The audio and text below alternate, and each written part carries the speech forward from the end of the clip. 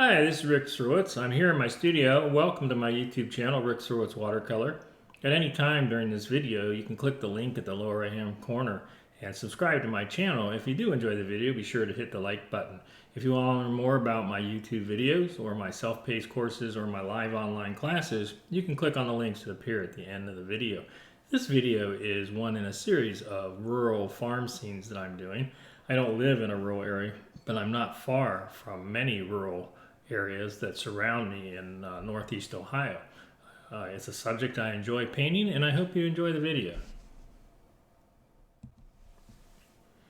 Okay, I'm here in the studio. I'm ready to begin this painting. This is a simple rural scene with a building, a silo, a lot of big trees, and a big open foreground. And I'm working on 8.5 or 8 by 10 sheet of watercolor paper. It's 140-pound cold press Lanaquarel is what I'm working on.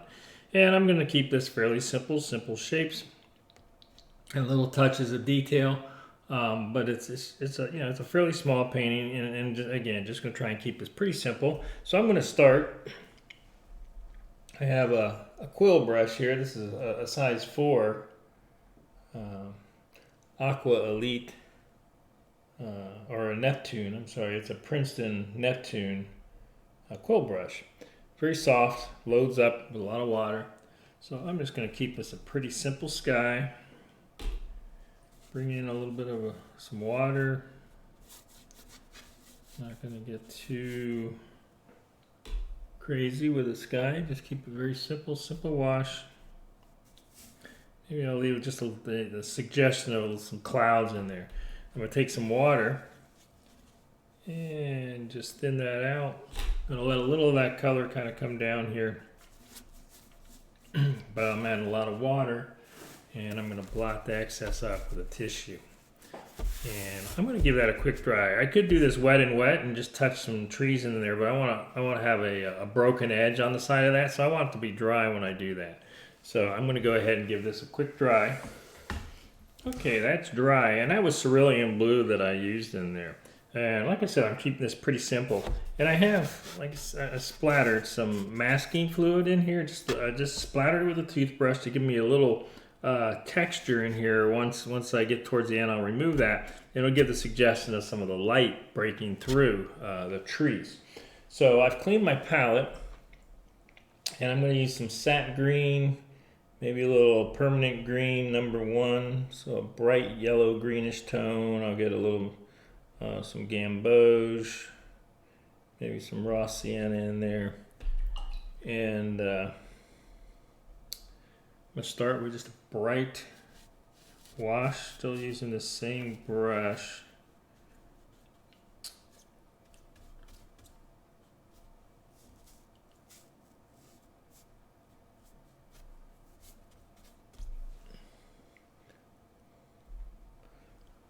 More sap green.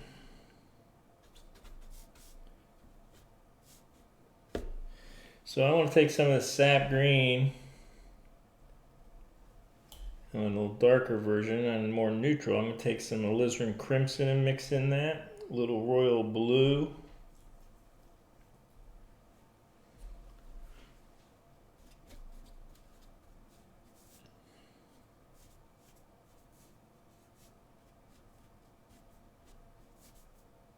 Bring some of that darker tone down.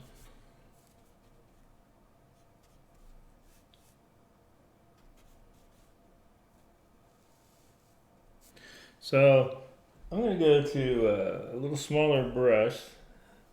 This is just an 8 round brush. I want to work my way around these shapes here, these structures.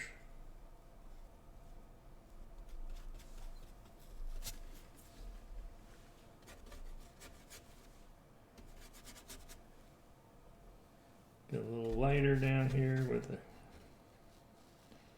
my mixture.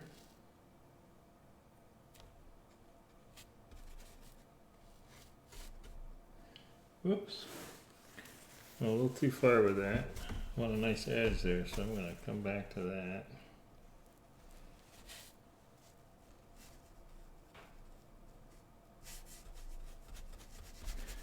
Now I'm going to work with this 8 round brush at the moment so I can work around these shapes and not lose my edges, as long as I don't paint over top of it.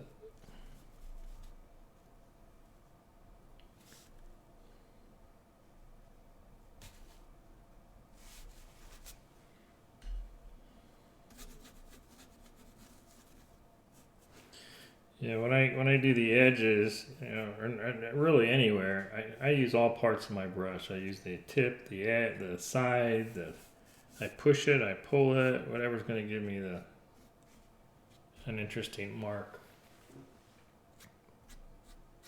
A lot of times I'll use a flat brush when I'm doing what I'm doing right now.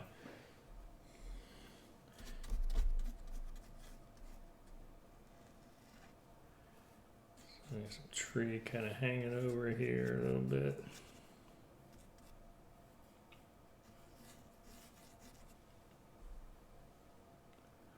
A little brighter down here where some of these bushes are.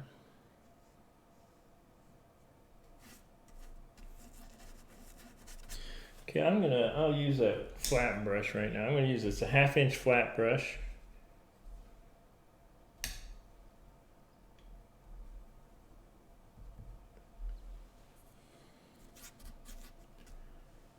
Got some fir trees or something here.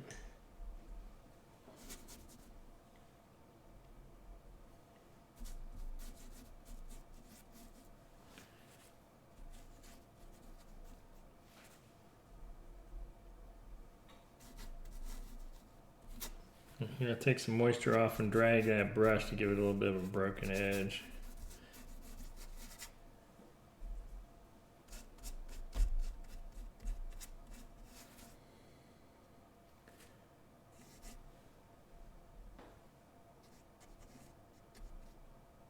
So there's a combination of both warm and cool greens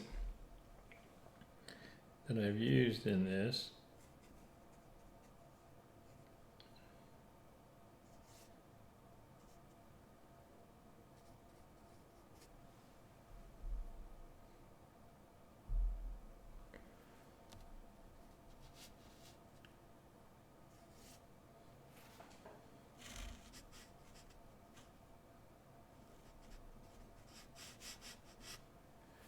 Okay, so I want that to dry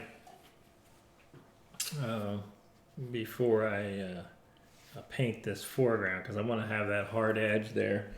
And I'm going to take a little bit more of a kind of a neutral green, kind of a darker value neutral green. I'm going to hit the bottom of this to kind of some shadows and shading in there.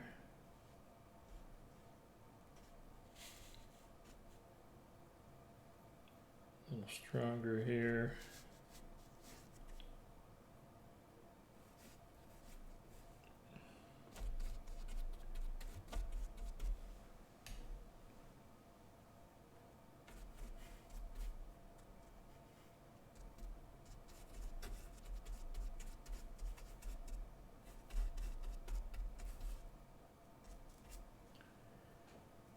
Okay, I get just a little bit of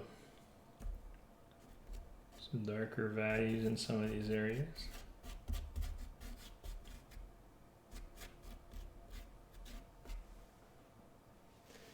All right, I think I'm good with that. So I'm going to give that a quick dry. Okay, so that's dry. And I'm going to go ahead and I'm going to remove this masking fluid. A lot of times I wait to the end, but I'm going to put in some tree trunks and some branches. And I want them to be able to go through those areas. So that gives a suggestion of light filtering through. And let's take a little, this is burnt orange. You could take ultramarine and burnt sienna if you want. I've got royal blue and burnt orange. So I'm going to use that. I'm going to grab a rigger brush. So we'll go ahead, I'm going to put in some suggestion of some of these trees. blot that a little bit when it gets too strong. Remember, this you don't see the whole trunk. It gets covered by foliage. Sometimes I'll see people, they act like you can only, there's no foliage on one side of the tree, and they just show the trunk going all the way up. The reality is you don't see the trunk going all the way up. You see more branches, you see bits and pieces of it.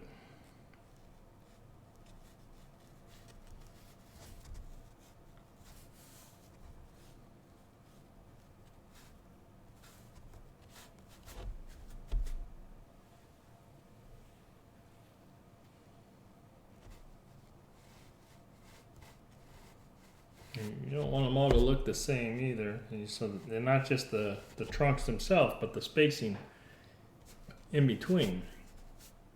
You want to create some variation.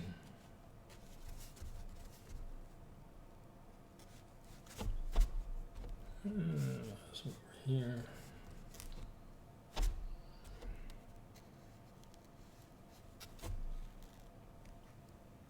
And that variation too in the the paint you put down, that's why I hit it with a tissue just to break up the mark, so it doesn't just look like I drew a line with a marker or something. It gives a little bit of creates some interest in it. So just some indication of some branches there. I'm going to take just a little bit a finer rigger brush. Don't be afraid to change brushes. It'll give you some more variation in what you're doing. You don't want everything to look like it was just painted with the same brush.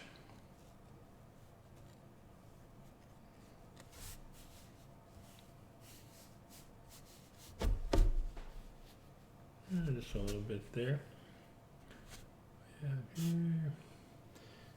Okay, so I'm ready to go ahead and I'm going to put a wash. Clean this a little bit. I want this to be a little brighter green. So I'm going to go back to my big wash brush here. Take some of that permanent green. That's kind of good. So I'm keeping this foreground very simple. That's some of my masking fluid I rubbed off there. It's a little brighter.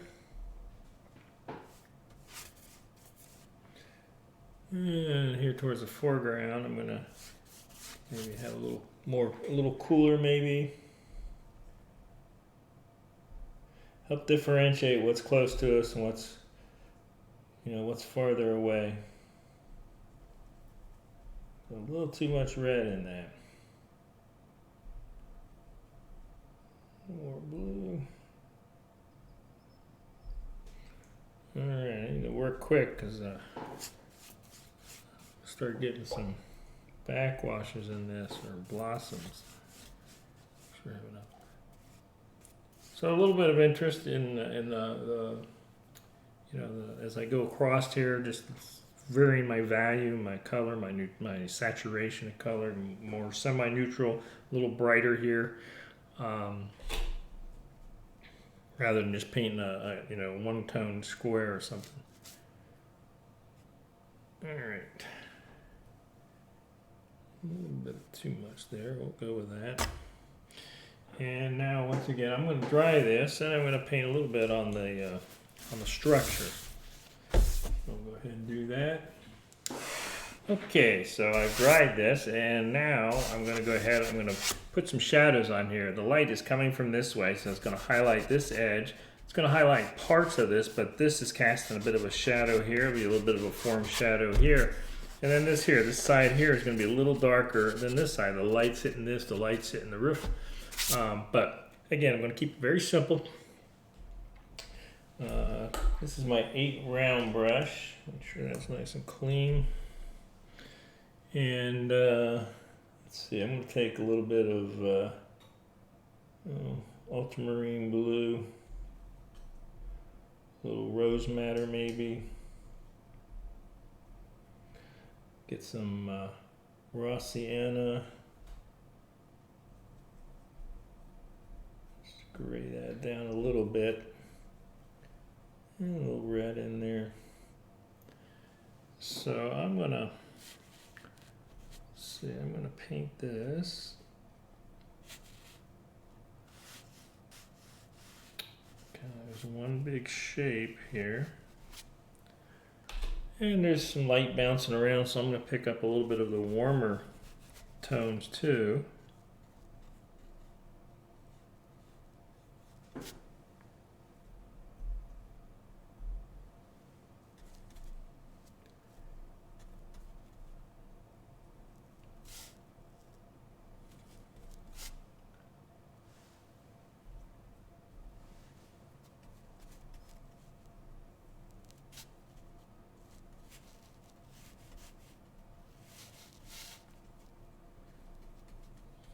This. Just going to get a little cobalt blue in that. Might go just a little darker here.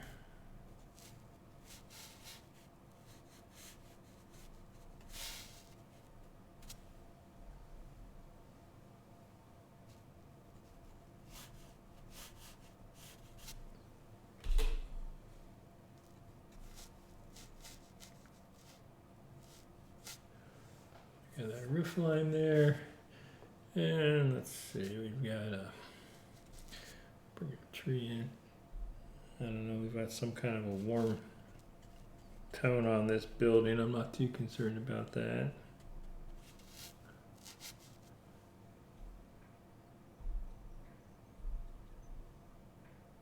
So that raw sienna. And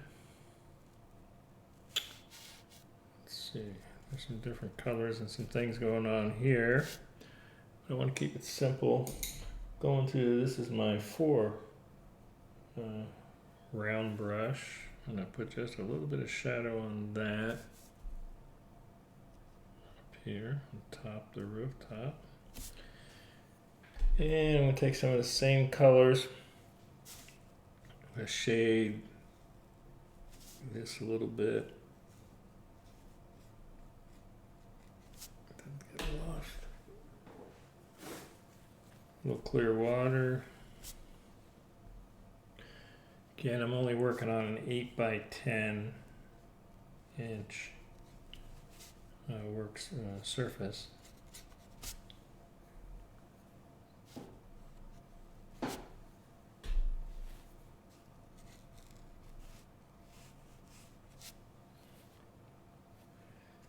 Came in there with that, when I redid that with a little bit of, got a little bit of blossom. I'm going to kind of rub that out a little. All right, I think that's all good. And this is kind of a, I guess I'll go ahead and I'll paint this red. I'm going to add some of this alizarin crimson. I'm going to add a little raw sienna to that. I want to gray that down a little bit. I'm going to add a little, I'll probably just take some Viridian and add to that. And still to be red, but I don't want to be like out of the bucket barn red paint. So I add a complement to that. If I get my mixtures right here. That's kind of closer to what I'm happy with, so I'm going to go ahead and put this more of a semi-neutral red, and I'm going to go maybe a little brighter on the front side of that.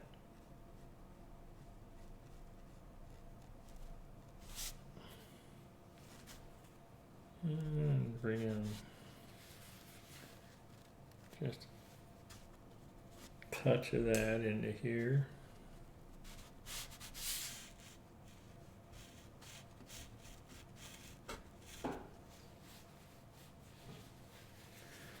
Should have waited for that to dry. I got a little too much into there. Alright, so I think I'm good with that. I'm going to take this tone here, I'm going to paint the rooftop.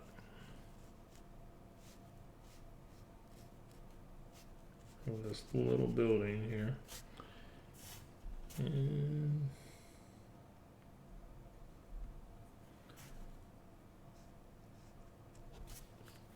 Okay, I'm going to dry this. I'm going to paint in some windows and just a little bit of detail, not much.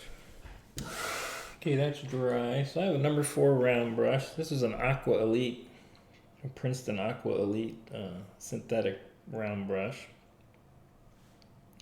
And this is royal blue. A little of this mixture I have here with the alizarin crimson into that. Kind of give me a violet. Maybe I'll take a little burnt orange. A little of that in there. And let's see, we have a little window here.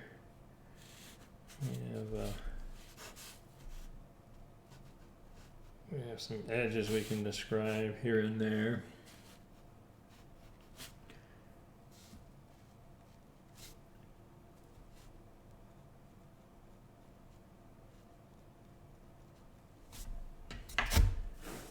Again, I like to hit things with a tissue or my hand just to create variation so it doesn't look like I just painted just a dark box.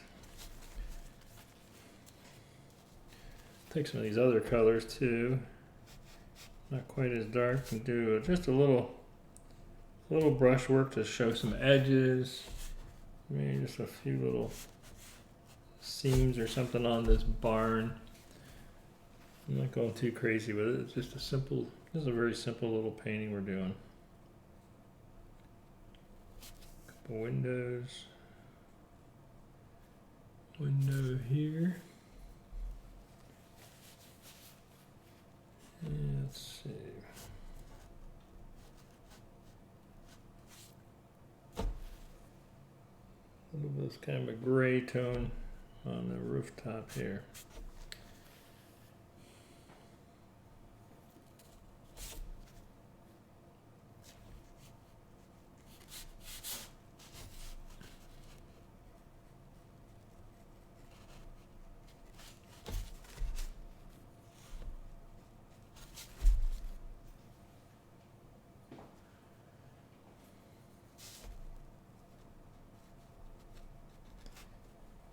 Kind of overgrown, so I put a little bit of some stuff growing on it, overhanging it.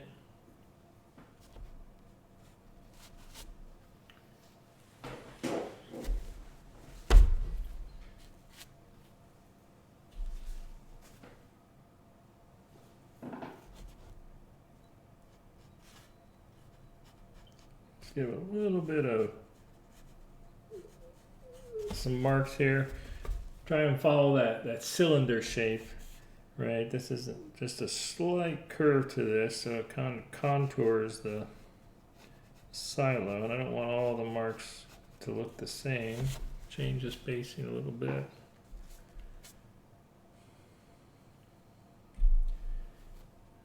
Right. Go a little darker back here.